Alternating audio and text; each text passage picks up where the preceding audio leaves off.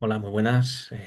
Antes que nada, quiero agradecer al Congreso Internacional Nodos del Conocimiento por permitirme presentar esta ponencia.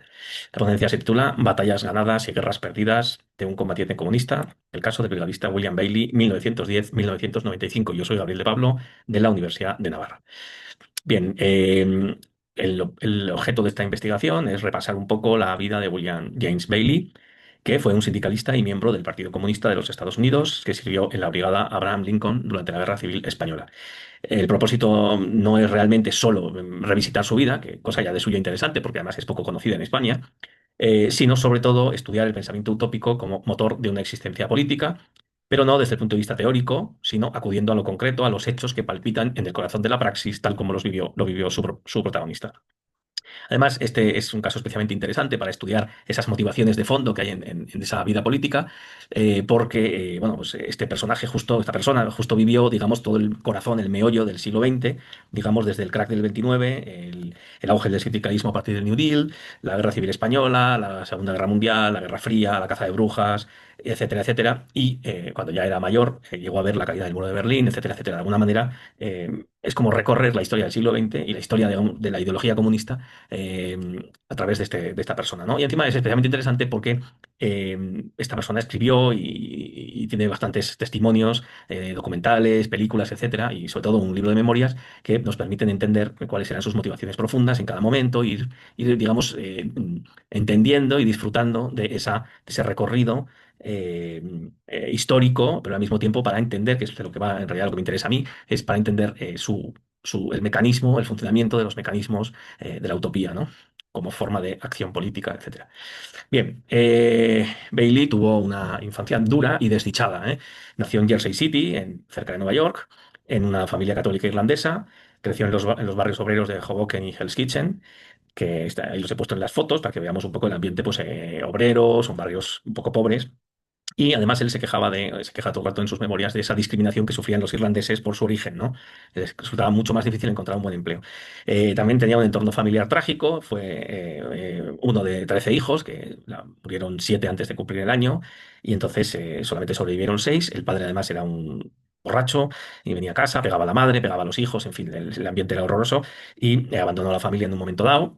Y dejó a la madre al cargo de los 6 hijos y tal, ¿no? La madre pues, los sacó adelante como pudo. Y yo creo que todo esto marcó muchísimo su vida y también sus ganas de reivindicarse. O sea, es decir, al final, cuando tú acudes a la vida de la gente, más allá de una pincelada de que se dice en un libro sobre, yo qué sé, sobre un brigadista o un libro sobre un comunista, se dice una pincelada en realidad, cuando vas a los cimientos de su vida es donde ves realmente dónde estaba ese anhelo de justicia, también esa rabia de alguna manera, que luego explica porque se fue un militante comunista, etcétera, etcétera, ¿no? Bien, entonces, bueno, no, prácticamente tuvo que dejar la escuela muy jovencito, después de quinto grado lo dejó y empezó a buscar trabajo y consiguió trabajo como marinero a los 15 años, ya se embarcó en su primer barco y eso básicamente pues para asegurarse la supervivencia. En una época muy dura hay que pensar que en este momento justo estamos ya en la zona de la crisis del crack del 29, etcétera. Bien, en caso de Bailey, su radicalización no es teórica, no es un tipo que haya estudiado, no es un intelectual. Esto también lo hace especialmente interesante, porque además es un tío que cuenta bien las cosas, es un buen narrador. Los documentos que habla, pues el tío era un buen speaker, y entonces es una persona que sabe explicarse, ¿no? Que esto es un fallo que muchas veces hay, que cuando acudes digamos, a gente que ha estado metido en el medio de la acción, no sabe poner en palabras las motivaciones, las causas, los efectos de las cosas, ¿no? Cómo se sintió, etcétera, sino que eso queda muy vago. Y al final, digamos, de alguna manera, la intelectualidad se apodera del discurso de la gente, de los obreros, de los verdaderos partícipes de todo esto, ¿no?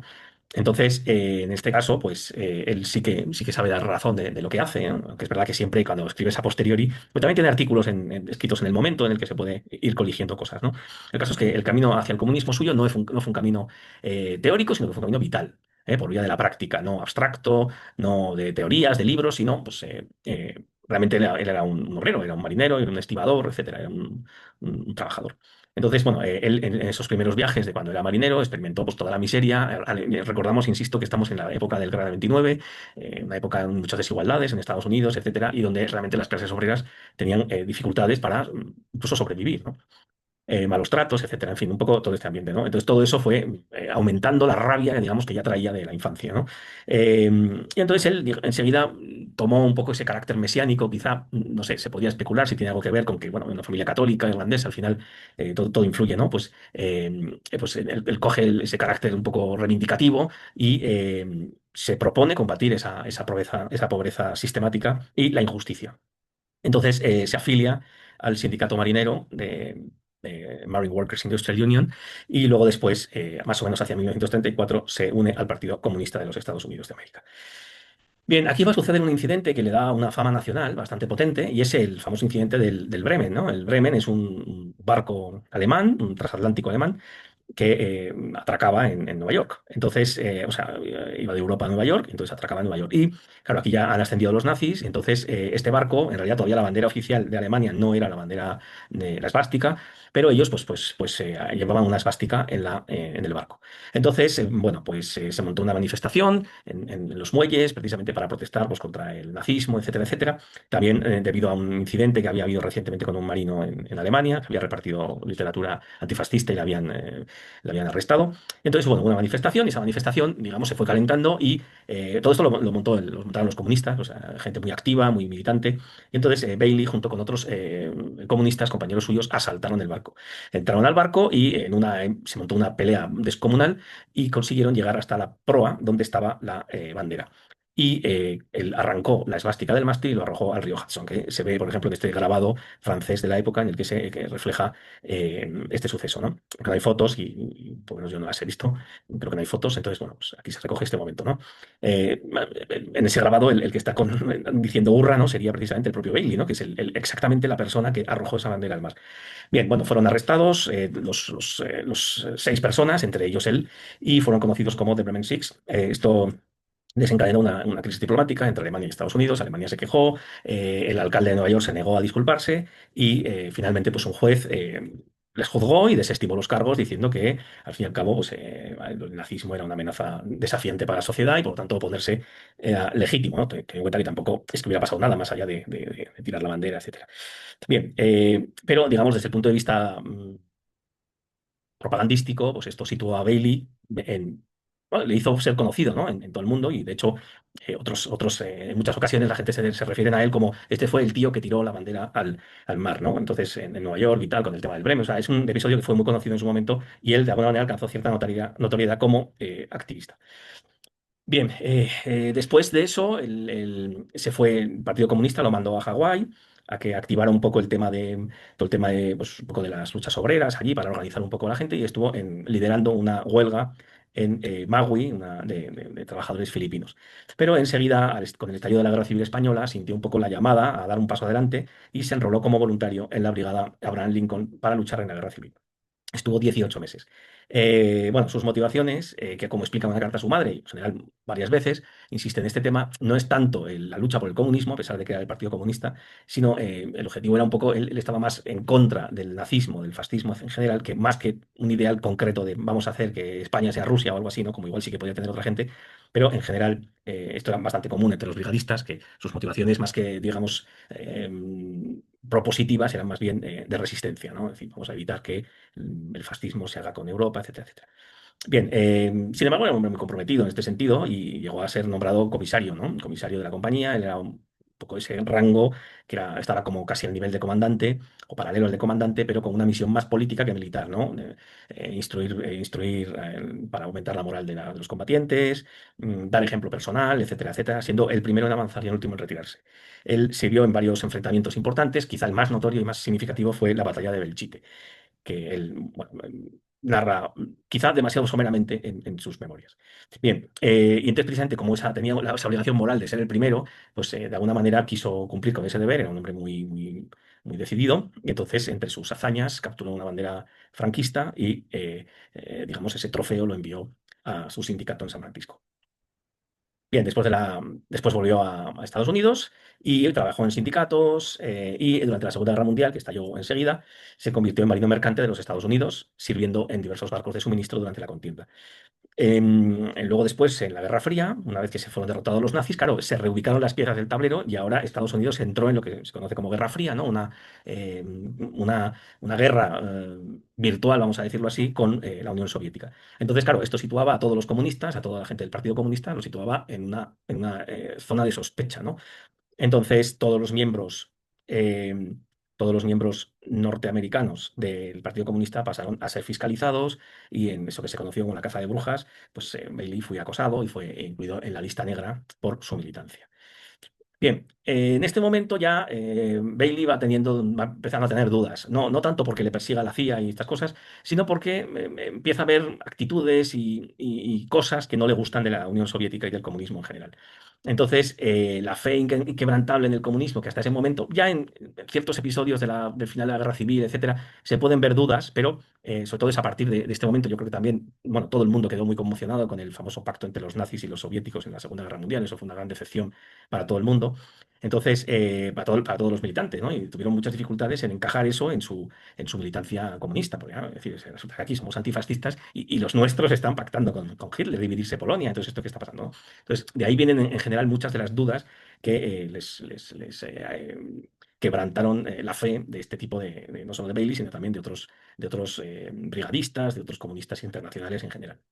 Bien, encima iban llegando ya, empezaron a llegar noticias de lo que era el estalinismo, ¿no? Pues la Unión Soviética no era el paraíso de igualdad y de justicia que Bailey y otros habían imaginado, sino que era un lugar de tiranía, de falta de libertades, en fin. Entonces, pues eso le decepcionó profundamente.